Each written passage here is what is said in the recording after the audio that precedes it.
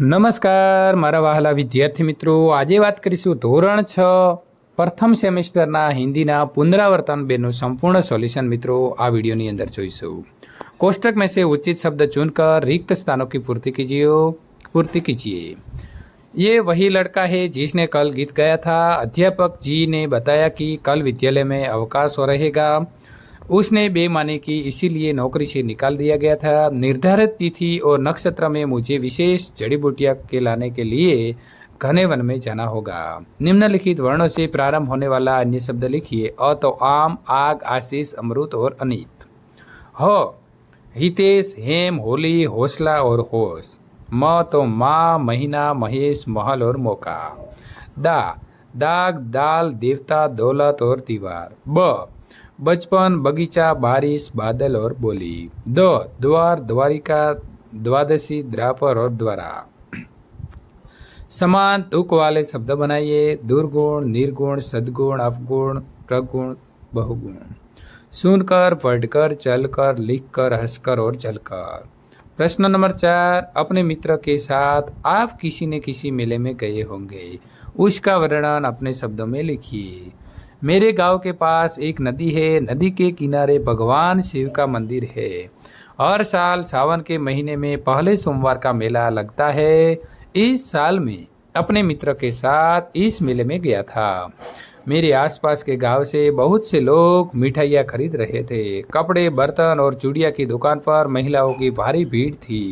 बच्चे बहुत खुश दिखाई दे रहे थे, मानो ये मेला उन्हीं के लिए लगा है। कई बच्चे खिलौने खरीद रहे थे, कुछ झूला झूल रहे थे। कई लोग जादूगर और मदारी के खेल देख रहे थे। प्रश्न नंबर 5, निम्नलिखित मुहावरे का अर्थ लिखकर उनका वाक्य में प्रयोग कीजिए। आंखों का तारा होना तो बहुत प्यारी होना। आर्य अपनी माँ की आंखों का तारा है। माथा ठनकना, अनिष्ट की आशंका होना। पुलिस को आते देखकर सेठ जी का माथा ठनका। अनसुनी करना, ध्यान न देना।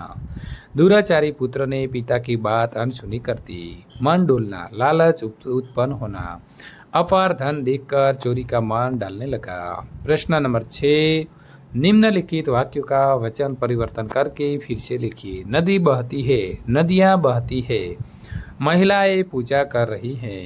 महिला पूजा कर रही है। पेड़ पर कबूतर बैठा है। पेड़ पर कबूतर बैठे हैं। उसने खाना खा लिया। उन्होंने खाना खा लिया है। वे आ रहे हैं। वो आ रहा है। प्रश्न नंबर 7, निम्नलिखित संकेतों को पहचान कर उचित जोड़ मिलाइए। तो मित्रों पहलू है खतरा, बम्प, आगे बम्प है, रेलवे फाटक और पेट्रोल पंप। निम्नलिखित शब्दों का वाक्य में प्रयोग कीजिए। सूरज, सूरज हमें प्रकाश देता है। धरती, हम सब धरती माँ के बेटे हैं। पेड़, पेड़ हमारे मित्र है। किसान, किसान खेती करता है। फसल, इस साल फसल अच्छी हुई। प्रश्न नंबर 9, निम्नलिखित काव्य पंक्तियों का भावार्थ लिखिए। दीपक को देखो कैसे यह हरदम जलता रहता है। अपना अंतर जला जला कर रोशन जग को करता है।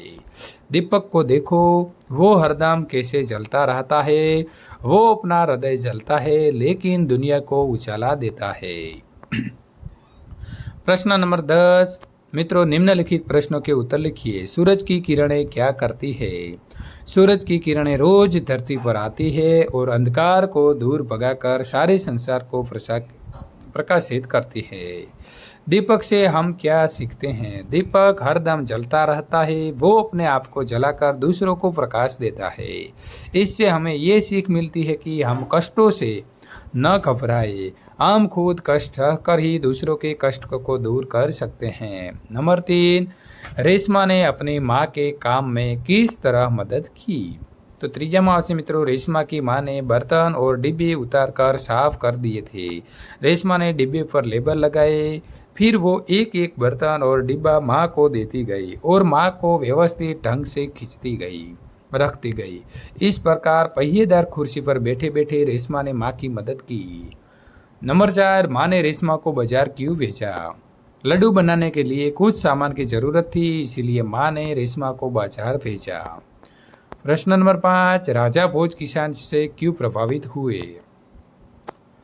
प्रश्न नंबर 5 का जवाब, किसान के पास एक ही बैल था, इसीलिए वो दूसरे बैल की जगह पत्नी को हल में जोतकर हल चला रहा था। राजा भोज चाहते थे कि वे थोड़ी देर के लिए हल चलाना रोककर उनकी बात सुने। तब किसान ने कहा कि उनकी बात सुनने के लिए वो अपना काम नहीं रोक सकता। यदि वे कुछ कहना चाहते हैं तो हल के साथ चलते चलते कहे। अपने काम के प्रति किसान की ये लगन देखकर राजा भोज उससे बहुत प्रभावित हुए। વિદ્યાર્થી મિત્રો, સંપૂર્ણ સોલ્યુશન પૂર્ણ થાય છે. જો દ્વિતીય સત્રનું સોલ્યુશન મેળવવા માંગો છો તો ચેનલને ખાસ સબસ્ક્રાઇબ કરી દેવી.